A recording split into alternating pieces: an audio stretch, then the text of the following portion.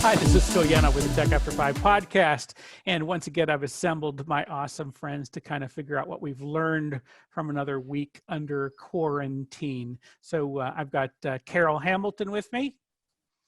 Hello, hello, hello. You can, if you don't talk, the focus doesn't go to you.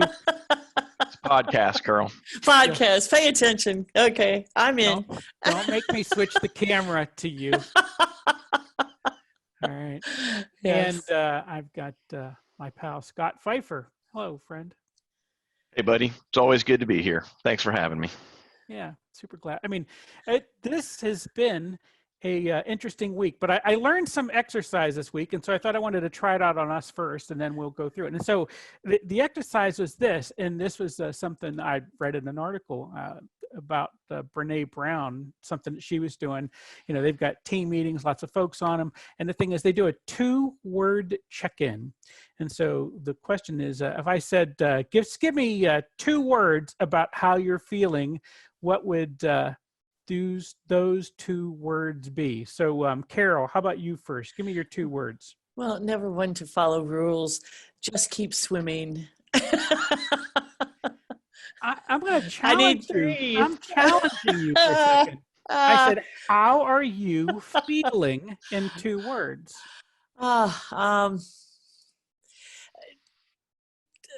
Mildly optimistic. I'm not judging. That's part of the process. No judgment I'm there. not judging. Scott, 2 words, not judging. Uncertain, bold. Mm. Mine are anxious, excited. So again, part of this process, part of this was to get an idea is to get, what other people, how they feel, and kind of get a sense that we're not all in the same spot. I mean, that's the thing. Now there's 3 of us, it's a little bit different. So let me tell you what I did. I cheated on you guys here a little bit. I asked a small group of friends this question this morning so that we could have some of their answers in. I gave them the exact same rules in 2 words only. How are you feeling? I got excited and hungry. I like that. Wait, I'm sorry, I'm not judging. That was part of it, not judging. Partially cloudy.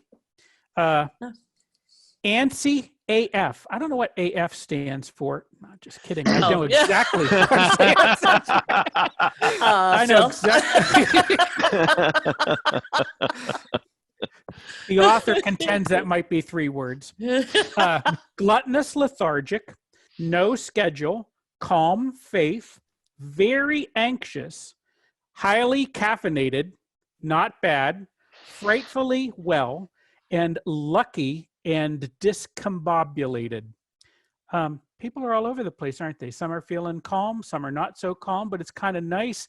I mean, in a check-in environment, this is always a worry to me. I've done a bunch of events, and you kind of ask people, and a lot of times you really get that sense. They're just telling you what they think you want to hear. There's something in this, Carol. I think that when we talk to people, they're trying to take care of us more than they are trying to tell us how they're really feeling about how the world's going on.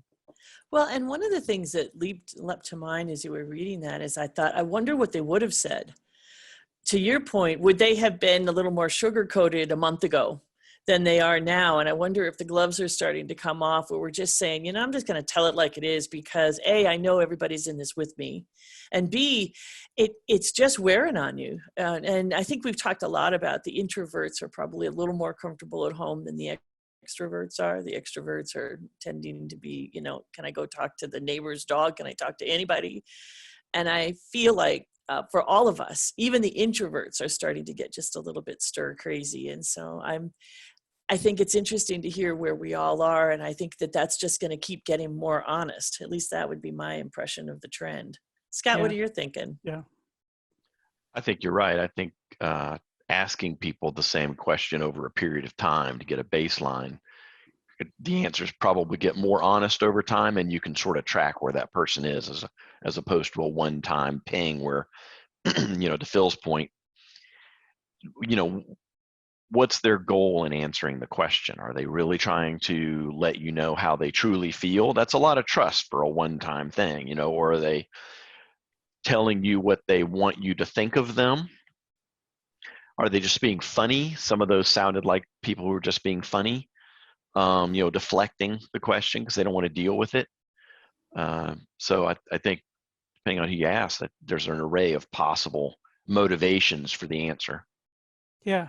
No, I think that is absolutely right. And the thing is, I mean, sometimes in, you know, in a social situation, we are just asking the question because it's just all we know. It's the only way we know how to say hello. How you doing? And then I don't really care what comes next, but it should be about a second long. Any longer, then it's like, oh my God, I have to process that. Yeah, I mean, if you ask somebody that question, they launch into a long diatribe about all their woes and everything. You think they're a lunatic. Right. Yeah, Although I don't know what. asked Go me ahead. that question anybody that would have asked me that over the past few years, you'd hear that the mildly in front of optimistic is a whole new realm for me, because I am known for being a bit over the top in optimism. And this is where I think is, as whether you're leading a team or just hanging with family or whoever you're asking this question of, you really come back and say, whoa, something's shifted. And now that gives me an insight. And whether or not I want to pursue it, but at least now I have a really different insight. So I like the simplicity of this that could actually speak volumes. Yeah. Well, I think what you're trying to tell us, but you didn't say it out loud, was you went from wildly to mildly. I mean, that was Yes. Yeah, I would say that. I would say that the wear and tear of this whole experience is dragging on. You know, I am a finish line person. I love goals. I love accomplishments. I like getting there. And when you read the paper and go, I don't know when we're done with this, that really fights my goal accomplishing person. So I have to really literally reset my mental focus as to what's a win. Yeah. And what is going to be, you know, what's a win with clients, what's a win with family, what's a win now, because we're going to get the deck done today kind of mentality doesn't work in today's, and certainly not in the work environment, because we just don't know if and when this is going to win. We know if, but we don't know when. Yeah, we don't know what the end of that looks like, but right. And I'm trying to figure out what that balance is, and I guess it's just what's right and present in the moment. Again, the thing I liked about this exercise, particularly in some groups, it might force people to kind of give you a little bit of something that, and ask it in a different enough way that it might trick their brain into actually telling you something about them. Right. And it's that thing, you know, like Scott was saying, how can you be genuine with someone without coming off like a lunatic or having to listen to a lunatic, right?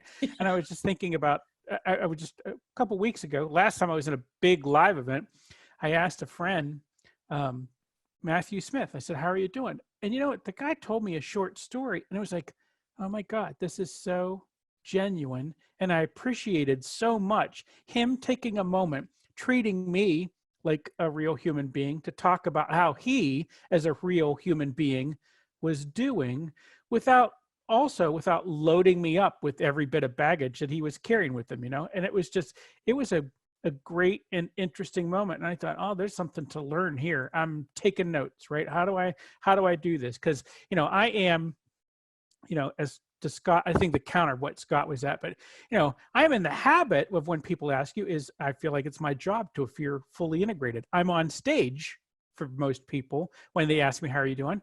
And so for most people, the answer is, oh man, I'm just doing great. Or, you know, something is Scott would say, I'm deflecting or being flippant about it. You know, I always say I'm cashing checks, just not from you.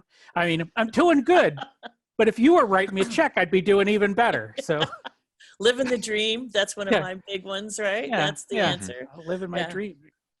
Can I ask you a question though, for both of you?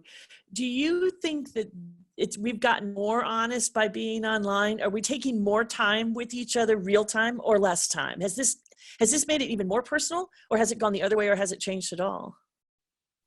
Scott. For me, it's been different for different people. My family, my extended family, my mom and my stepmom and my sisters and all that, you know, we're having a weekly Zoom call, and that's really more and more in-depth conversation than we normally have had with each other. So that's been kind of a deepening there. There are other people I used to get together with face to face once a week or so, and we've kind of lost a little bit of that touch. I mean, we still talk on the phone or we do whatever, but it's just not quite what it was. So for me, it's just been different for different people based on where the relationship was. Interesting. Thanks. Yeah. Yeah, I don't think it's, I think, we're all simple monkeys, right? We're the same monkey we were before, but we got whacked again. And so we're confused. And sometimes we might accidentally answer with more truthfully, but sometimes we might be doing less of that, right? I just don't know that it had a substantial thing, in my mind. It's an indifferent, right? I'm Fair still enough. me. I'm still Yeah. me, but, and I think other people are still them. And, I haven't seen a bunch of change, but I do think it has certainly knocked a few people off balance enough that they've either accidentally given a truthful answer or they're simply careening at every given moment. And so it's another fake answer, right? Just Yeah. as their arms are wheeling in the air. Yeah, I'm seeing a lot of families are getting together that there's so much more family talk, and certainly in our family, that's a great example. We've got people all over the country who are suddenly having conversations that we didn't have before. We never took this kind of time on the phone. And then I'm seeing in business that it feels like it's getting shallower. Now, that's a very broad stroke, but it just feels like it's got a little bit more to, okay, so let's get this over with because I hate being on camera or I hate doing this part. And so that part I think is an interesting, I don't know, just a little observation. Yeah, I really don't know where it is. And I'm glad for both of you kind of seeing that from families. I can't do that. I can't get my family on a video call. Can't get a conference thing going. It just, I just can't make it work. They won't pull up. I mean, some can't, some won't, but I can't seem to break through that. On the other hand, I'm spending a ton of time talking to my professional family, right? I mean, this group of cats we're talking all the time. We're talking every couple of days about stuff that's going on. So I don't know how that all works out, but I think it is interesting. And I think, maybe I am trying in some groups to kind of use this as a pry bar at the moment. Get in here, right? Let's have this conversation. And I certainly have known people who were resistant at the beginning, right? They were resistant to coming on and doing a video call of any sort because it was too nerdy for them and they were too cool for this. I mean, now that's a deflection, right? They were uncertain of their own capabilities and all the rest. I mean, for God's sake, we spent a bunch of time on here complaining about people on Zoom calls. I mean, they didn't want to be that person that we were complaining about, right? Right. So it was that kind of thing. So I think I think this is an opportunity and we should use it. And some of this will work and some of it won't. And good luck to us all, right? Yes. Good on us. So 2 words, you, dear audience, check in with your 2 words. You can respond in a comment. I'd be kind of curious as to how folks who are listening to us, how are they doing? And maybe we'll get some answers from them. So I wanted to ask you guys to kind of jump into the section B of this program here. What are you learning this week as you reach out and work with your audiences, right? Your clients, the folks that you deal with. What's going on? Scott, what are you learning this week? Well, this week in particular, I have relearned or been reinforced in an old lesson that I've been preaching for a long time. And that is, if you're a small or medium-sized business owner, you need to have and cultivate a strong relationship with your banker and a good accountant. And that has borne out in spades in the last couple of weeks as people try to go through this payroll protection plan and economic injury disaster loans and make these plans. I mean, the guys that took the time over the last few years to develop those relationships, go, take your banker to lunch or dinner or coffee or a cocktail once a quarter at least, and just tell him what's going on in your business and keep him in the loop and have a good accountant that keeps your books in good shape. Those guys are able to quickly go to the bank, get the information, go to their accountant, get the information, boom, boom, boom, everything works. And the guys that, they're like, I have a bank, but I have no idea who my banker is. And I don't really have an accountant. I just do my own thing on QuickBooks and it's a mess. Those guys are really struggling. So that's one lesson that's been reinforced, is that you have to take the time when things are good to cultivate those relationships. They're very important. And related to that, the other lesson that I've learned is the best laid schemes of mice and men gang off to glee. Yes, they do. Robert Burns, right here in the house. That's awesome. One of my clients that took my advice on this and cultivated a great relationship with their banker, and he was a fantastic banker. I met him at Tech After 5, actually. Went out, had cocktails, had coffees, had lunches. Everything was great. He ended up leaving the bank 2 weeks before the coronavirus crisis hit. Ooh. So despite doing everything right, the virus hits and they're with the banker they've never even seen in person or face to face. So, And there's a friend of ours, Scott, that might actually say "weird Biff full a rod." Doesn't that? that's right. Exactly. Why don't you explain that instead of me? Klingon? No. No, Close. it is not. Close. Yeah, weird Biff full a rod. Fate is inexorable. Right. Is one translation of it. Comes from the Uhtred books by Bernard Cornwell, but it's actually from an Anglo-Saxon poem, probably from, I don't know, the 8th century or so, Phil. But I don't remember the date either. But I mean, the idea I know has stuck with both of us. But it's the fate is wholly inexorable. That is, Yeah. and I say that in modern English, is the fates will have their way. It doesn't matter what you do, but the fates will have their way. Yep. Okay, it's the same sentiment. I want to tuck a question in here, because I've had your client's experience where we have done the wining and dining and loving. We had a banker that, our expression is he could live on the cul-de-sac. If we lived on a cul-de-sac with 5 people, he could be one of them. He's that kind of guy who then flew the coop. And since then, our relationship to our bank is almost every question we get is, you should really take that to the 800 number. And so I think there'd be great advice, and I don't want to put you on the spot, but what are 3 ways or where do people find these bankers? Is it a certain level of bank that has them?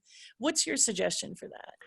Yeah, so mostly what I'm talking about right now, I'm sure there's a personal component to it as well, but from a commercial bank point of view, most of these commercial banks have someone in that bank who is the relationship manager. Maybe they're the city manager. If it's a small bank, it may just be one guy. If it's a larger bank, there'll be a whole team of relationship guys. And your account is or should be assigned to one of those people. And that's the person, that's sort of your advocate in the bank, right? Awesome. So that when this payroll protection thing comes and the bank's trying to make a decision, one of the things they're thinking is, okay, but if these guys don't do the things that they're supposed to do to get this forgiven, and it really turns into a loan, right? What do we know about them? Can they pay it back? Do they have, what's their business that, right. If you've got that relationship guy that you've taken the time with inside the bank, he can say in their credit meetings, right, hey, these guys are good, man. I've been with them a long time. They've been through this. They've been through that. Their deposits are this, and he can be your advocate inside the bank. If you're plugging away in your bank, and this is the third thing I've learned, Carol, so thank you for the transition, and that is the cream rises to the top. And you have seen banks who have hit this PPP thing, which is they're trying to create an entire program in just days. I mean, it's almost an impossible task. And you have seen banks that just have gotten their ducks in a row, have already funded these loans that are really doing a great job. And then you've got banks that are just crumbling. I mean, they are just in chaos. And so if you're, to your point, if you're going and you're trying to build those relationships and you're getting call the 800 number, right, you're not swimming in the cream, baby. It's time to go call another bank. Yep. I think this has been proven. Yep. Yeah. Because I'm getting there are emails with links that are differences. broken and craziness. Yeah. There are, you think of big commercial banks or medium sized or small, you think of these banks just sort of being fungible, like, they probably are all the same. Well, it's not. We are seeing under stress right now that is not true. Yeah. And so if you're not happy with the relationship you've got, you're not happy with the service you're getting, go find somebody, get references, call your accountant, call other business owners, who do you bank with and do you love them? Yeah. And find somebody that you can be a part of your team. Yeah. I love that. To your point there at some layer was there are lots of transactional relationships that we have in our life that if we don't take them to that next level where they become personal, then they're harder. We don't have enough trust built that when it gets hard, those can be brittle, right? I mean, they can break in ways. Yeah. And again, having established it, you also point out that it's not a guarantee. It's just simply a good way to do it if you can spare that energy to pull that off. Sure. How do you make that? How do you take it beyond a transactional relationship into a personal relationship? That's right. And I would say as a small business owner, your accountant and your banker are two people that you should consider putting that effort in, and it will pay dividends in the long run, especially when we're in we're not always going to be in a pandemic crisis, but might be a time where you need some funding or you need some, you need something. And if you've got those relationships, you can get it done more easily. Yeah. No, I think that's good. Carol, how about you? Anything you're picking up this week from the folks that you're working with? What are you seeing? Yeah, I'm seeing a couple of things. And one of them is there's some new opportunities. And I've got one client that has a manufacturing arm as well as an office arm.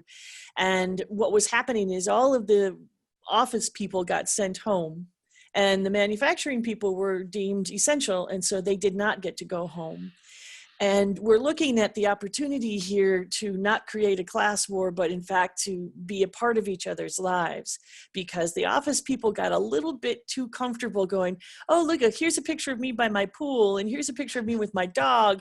And you could almost feel what it might be like to be one of the manufacturing folks going, really? I wouldn't mind having a picture with my dog. And so for one client, we started just really talking about how can you cross that chasm intentionally, and not because you're being asked to by the other side, but in fact that you're just recognizing we've got people on both sides of this conversation. So I thought that was particularly intriguing. And the other thing, I love that. Yeah. The other piece we're having conversation about is the cultural changes.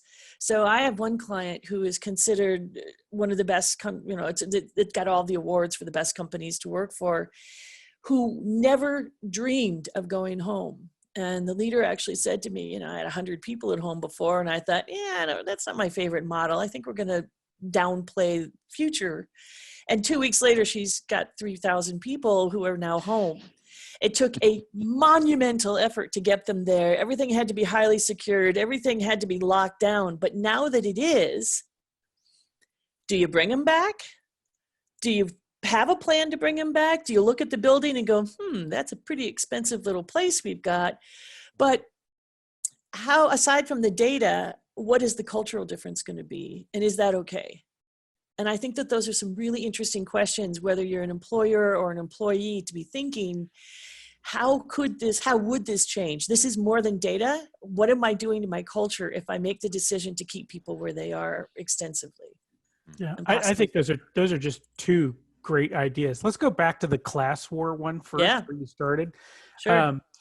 I know that they're not alone. I'm hearing this story from somebody else where they've got the same thing, where they have two classes of folks. And so they're trying to, some will be furloughed and some will stay, and how, and there's a have and have not mentality, and you never know who's on which side. So I'm asking Carol Hamilton, communications expert, what sort of advice do you give to people like that are trying to solve that problem? How do you keep this from becoming a problem if you can? I mean, what do you do to mitigate it?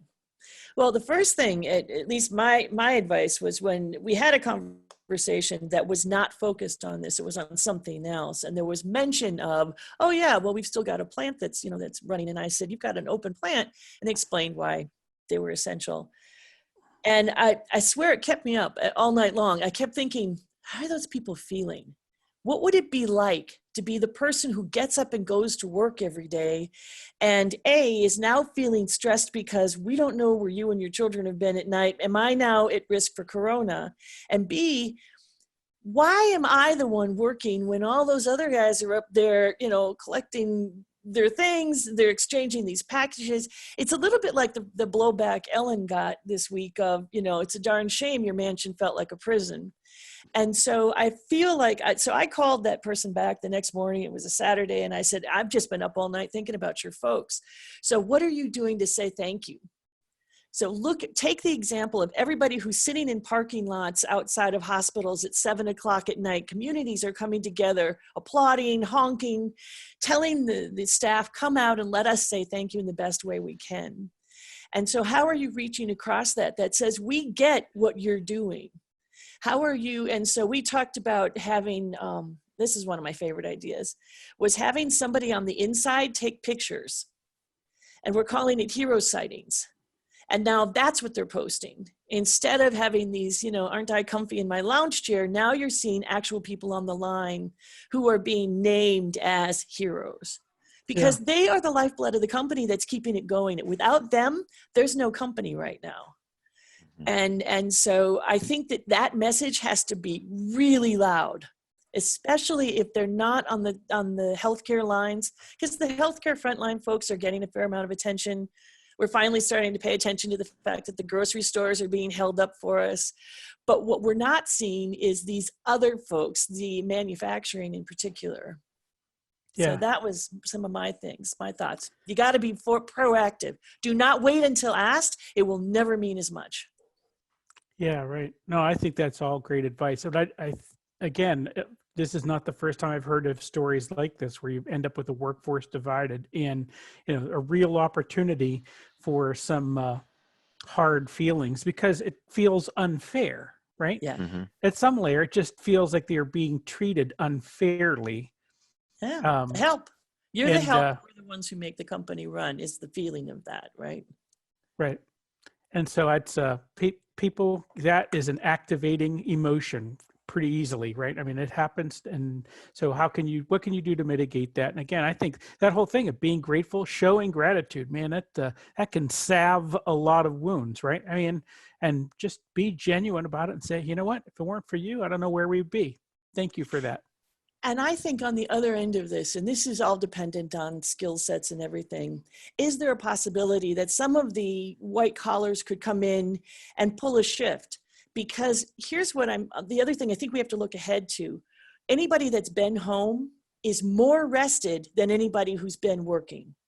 Even if it's been stressful and everything else, it is a different experience to be at home with your family, not feeling at risk all day long at work, than it is to get up in the morning and go, man, I hope the person next to me didn't get it last night and I'm about to bring it home to my family. Mm-hmm. So I think there needs to be acknowledgement that when we all start coming back, they need some time off or some sort of more than thank you, if possible, something else. And I don't believe in just throwing money at things. There's certainly an argument for hazard pay, but I think it could even go beyond that, which is to say, could we take an hour off or one shift off? Is there a way to give them some just release of time or time off or extra vacation so that they can regroup? Because this has been massively stressful on that end. So that's the other thing I think is really important. And every business has to look at it for themselves as to what they can and can't do. Yeah, no, absolutely.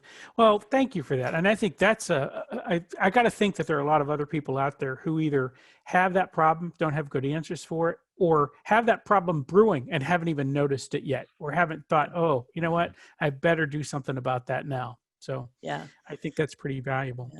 Yeah. Things from my side, things that have been going on this week. We have had, I've had a bunch of Zoom meetings, some of them are pretty good size at this point.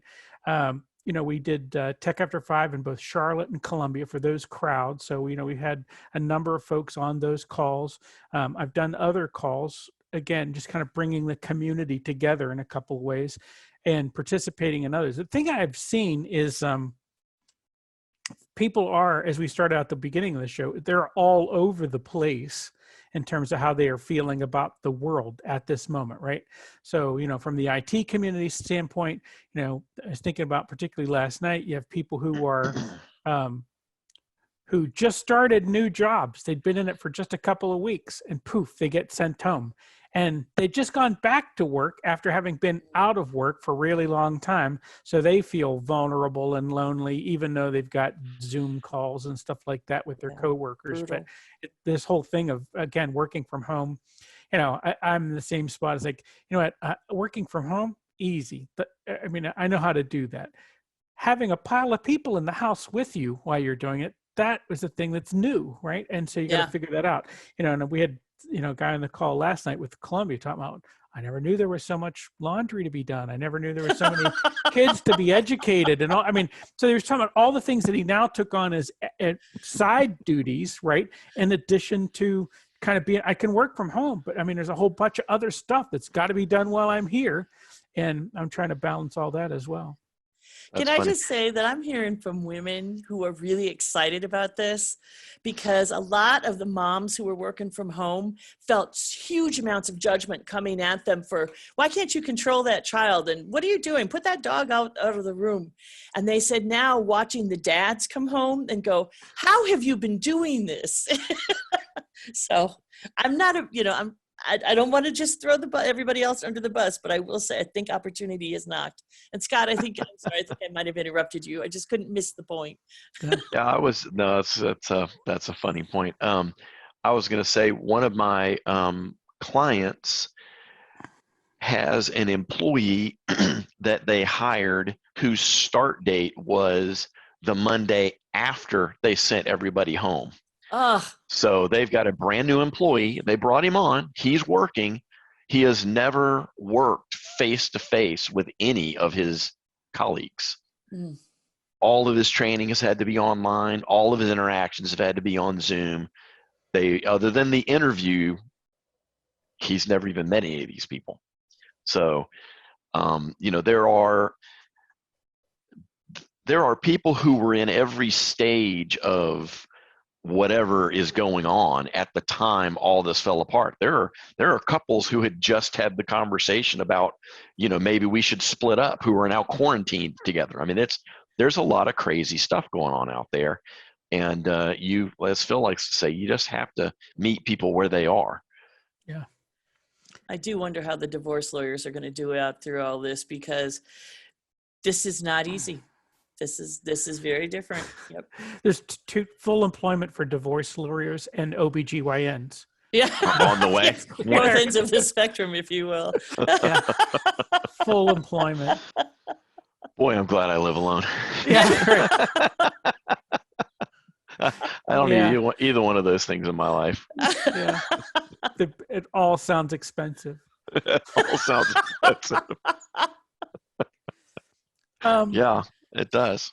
Yeah, so it is. So I just quick learning from a thing on my side, right? So we're doing the Tech After 5 events in the evenings. We got another one coming up tonight, and more in the course of the month. That's all been good and exciting. It's interesting that I am getting. It is, again, not data, anecdotes, right? But I feel like I'm getting a different crowd than what I am seeing at the live events. And I mean, I support this by people say, I hadn't been to a live event ever. I get that. Or I haven't been in a while. And then there are some of our regulars who, some are there and some are not showing up. And I've got some stories about why I think this is going on. But it was kind of funny. Someone said, like, particularly for our Charlotte event, we meet that event meets in Valentine. It is very susceptible to rush hour traffic. And so now you have a whole pile of people and they're like, oh, well, guess what? I don't have to drive. This is pretty easy. I think I'll show up for that, right? But I think the folks we are missing, I'm going to guess that some of those we are missing is because, we do this event at 5:30, which typically gets them out of the house, away from their responsibilities of home and all that kind of thing. They're doing a little work thing and then they go home and they pick it up from there. But now they're stuck at home with those responsibilities, right? I mean, they've got family and house and all that stuff to take care of. And I think that is probably caused some of them not to quite figure out how at 5:30 can I justify sequestering myself into a room or on the deck with a beer And Right. just talking to folks who aren't my family, when, you know, my family is staring at me going, Yeah. where's dinner? Where's, Yeah. Yeah. you know, Yeah. We've Yeah. waited all day for you. Yeah, Yes. I think that's right. Yeah. so I think I am seeing that, and that's just kind of a learning experience of what we're doing, but that's good. But so a thing is, it's in my mind that I am probably going to schedule, I'm going to keep this up because I think this serves part of our audience, but I think I'm also going to set up a regular daytime event. Hmm. You know, where someone, you know, this would be part of their work day, right? Yeah. So maybe they would have lunch with us or something like that. But some event where we do something similar in format to what we do with Tech After 5, but it's done during the day because right now we can do that. Will that be a multi-city event, or are you going to do it city by city? I think I would do that multi-city. I think I'll keep the existing events to serve, again, I refer to it as skeuomorphic. They're used to that event. They know what that looks like in real life. We're just doing a virtual version of that. And I'm keeping it to look as much alike as the original, just because there are people who are used to that. But as I create new things, I can abandon skeuomorphism altogether and just say, all right, here's where I'm going to go, right? I'm going to do this. Spell that. SKEUMORPHISM. Skeuomorphism. And it has an EW, Skeuomorphism. not a U. Interesting. It's Wow. Thank that's you. the concept that we create things in computers that look exactly like their real world counterpart. So Microsoft Bob was a skeuomorphic presentation of what an office environment looked like, because people thought we needed our computer to look just like the desk at our house. Remember, it was a little wooden desk and it had a phone on the side. If you want to make a call, press on the phone. That kind of thing, right? We didn't need that. Wow. Very interesting. And if I'm abusing that word, someone will point that out. That's okay. Well, I like the whole lunch thing. We've seen a fair amount of programming that's happening that way, where it's taking the putting some fun into the lunch and learn concept. So we can't buy you pizza, but we can still have lunch and laugh, or whatever it might be that you're gathering folks together for. I think it's a really nice break in the day. And as to your point, you're less likely to have your family beating at the door for that one. right. Yeah. Yeah, so I think we'll do something like that. You know, I'm doing this coffee thing that I've been doing, which I kind of moved into the digital world primarily, to kind of keep that up so I can still talk to a few people. There's always, every week, I've always had people say, oh, I'd love to talk to you. Can I buy you coffee or whatever? It's like, nah, Tuesday at 10 o'clock, I'm going to be sitting in the spot. Just join me there. And I continue to say, people, join me there. And folks are doing it. So I think that's good. It's also allowed me to test small Zoom groups, right? So this is typically in the 12 to 15 range, but allows me to test, monitor how I can keep a conversation going and not have it fall apart, you know, with a dozen or so people. Those have worked pretty well. I don't know where I was going with that, but that's where I am at the moment with what we're doing with our live events. Yeah, I think your theories are dead on. I will, and we'll just continue to test that as we go along and see what people think about what we've got going on. But so far, that's good. And we're going to build some new things. But this has got me to my last point. So section C of what we're doing today, the C block of today's program is what have you guys contemplated the idea of what is essential, right? So we've had that word thrown around a lot, you know, because of essential workers and non-essential workers, and there people make lots of crazy choices in the real world about what's essential, non-essential, and I care almost not at all about that. That's political, blah blah blah. I don't know that care, but I do care about what I allow into my life as essential and non-essential. And again, you know, but philosophically, right, I'm a Stoic. And in Stoicism, there are no gurus. There are no sages. Everyone's a struggler, right? So in this, I'm struggling with this just like other people are struggling with it.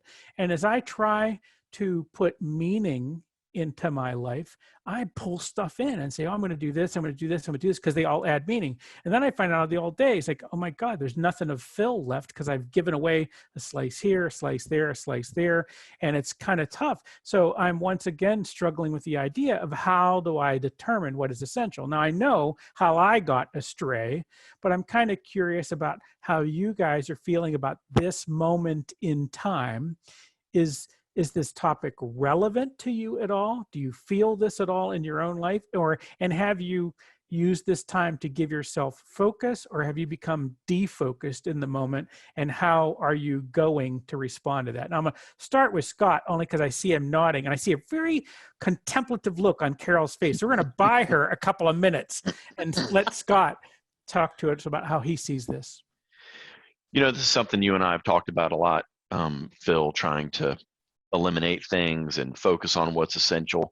And I think even for people that have that down pretty well, if you are used to working in an office, or you're used to doing it, and then now you're at home, there's been big changes, then you might not have that down right. You might be feeling overwhelmed because you're home and you're trying to work, but there's laundry and there's kids and there's dogs and there's whatever. For me, it's not so much of a thing right now because not much has changed. I work from home anyway. And the things that are important to me that I was doing in the evening, like getting together with friends, I have found ways to replace with getting together with them on Zoom or whatever. But I think if you are feeling sort of overwhelmed and not knowing what to cut away and how to get to what's essential, we have talked about going through an exercise where you think about, what am I doing that I can automate? What am I doing that I can delegate? Right. And what am I doing that I can eliminate?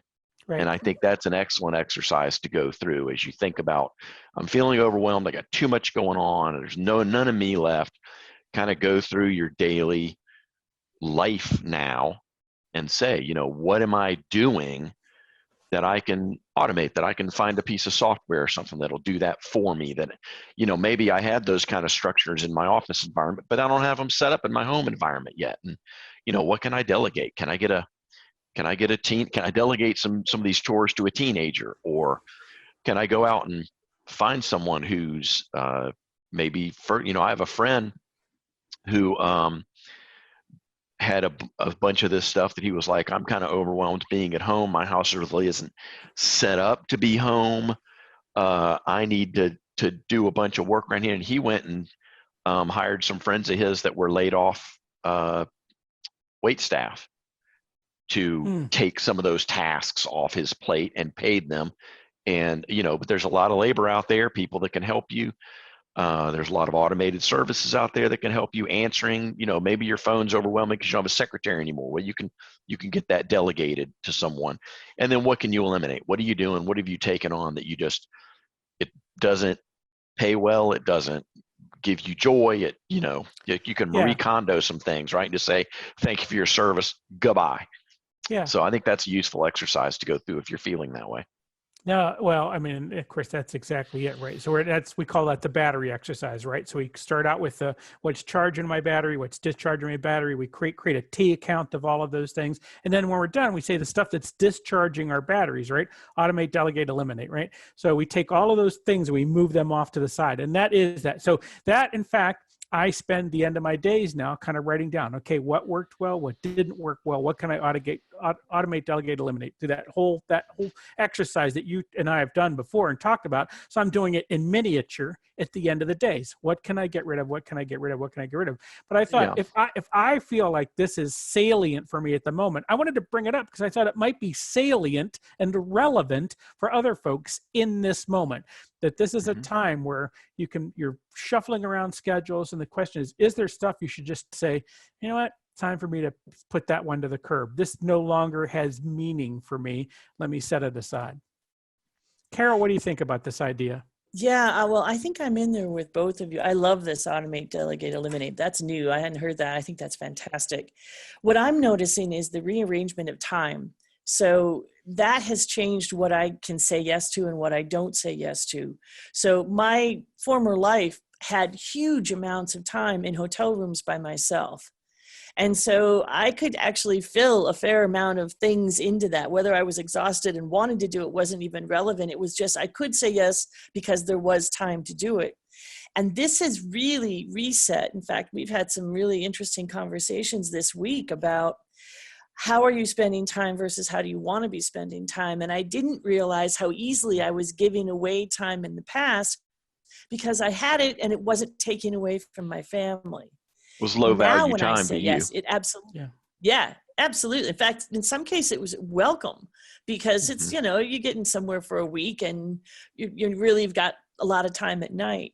And this way it's become much more conscious. And so instead of doing the exercise of where's your no and why don't you have a yes, it's become much more of, what is that going to cost me in family time? What is that going to cost me in hanging out on my deck? Because I'm home now and that's where I'd actually like to be. And maybe I don't want to be doing that. I think this is reorganizing my time and my life into a fairly significant degree. Most of the time I'm really happy about that. And every once in a while I just get tired of thinking about it. Yeah, Kind of where I am. I've run that exercise with some people before with that were feeling overwhelmed. They take on too much, especially low value work. I tell them you can have all the free work you want. And the idea is to think about when you try to value your time and your work and you say yes to something, it's, is this particular thing worth taking time away from my kids or my wife Right. or my hobbies or whatever it is I want to do for myself, right? I mean, it has to be worthwhile, it has to pay me enough money or give me enough satisfaction or whatever to be for that opportunity cost, right? Right. Like, and to your point, when you're stuck in a hotel in, Bangladesh, Right. And your family's nowhere near, your opportunity cost is super low, right? It's watch some rerun on TV or do this. But now that you're home, your opportunity costs have gone way up. So what you can say no to changes, right? Yeah. Bigger name on the other line. Yeah. That's Although right. word out to my friends in Bangladesh, that's not true. I love Bangladesh. No, truly, true? I spent a lot of time there, and it's amazing. So, but absolutely, I thought he meant Bangalore. Really, I think he's just messing around with us. But maybe you do. I don't know. It is. Could anyway, be Bangalore. Could be Yeah. Bangladesh. Right. Yeah. Could be Bangkok. Yeah. Yes. But All at right. night in a hotel room on a week binge where you're by yourself kind of thing. I love that real comparison, because to me that puts value to it. So now you're giving value decisions instead of following the rules of what's yes, what's no. It's where's your value, and are you missing opportunities that weren't there before that could be? And that's part of the conversation we've been having is, do you even realize what you're doing? And it's like, I've got some habits that are showing up at home that weren't here, that nobody saw before. It's really nice. Yeah. Right. Yeah. I'm not trying to say there's a right or a wrong. Right. Yeah. I'm just saying make a conscious choice, not just an unconscious choice. Love it. Right. Yeah. Well, I think this is all excellent stuff for us to be considering. And maybe this is a good thing we'll come back and talk about this exercise again, Scott, about how we come back and do it.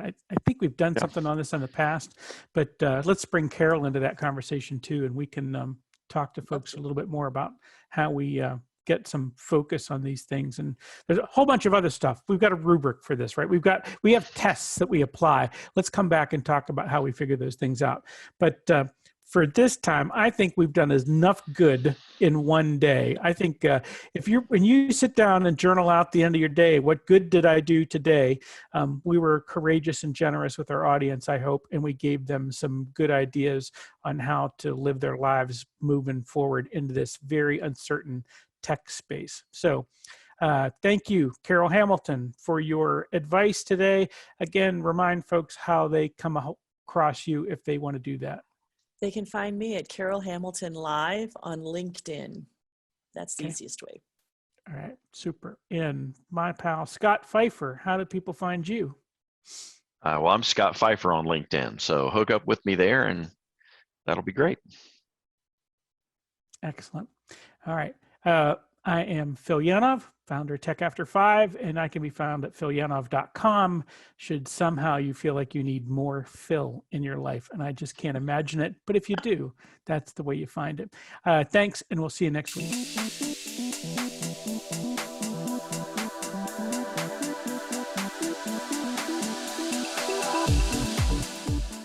So you need to join us for the very next Tech After 5 podcast. We're going to do this thing on video as well as audio, but we are going to cover how you can be prepared for your next Zoom interview, because the world's just completely a different place.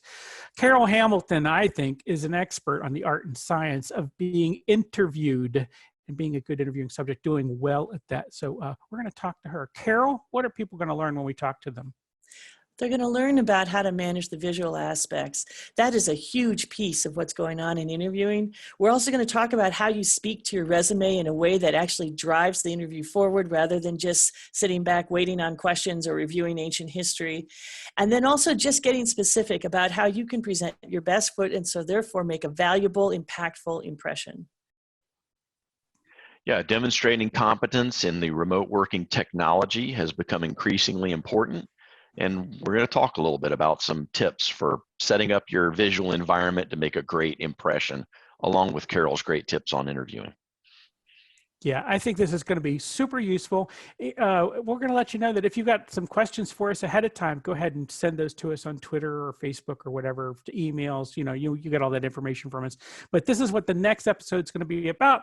We're going to talk about how you can be great and prepare for that next interview that you're going to be doing on Zoom, because we want you to be good at this.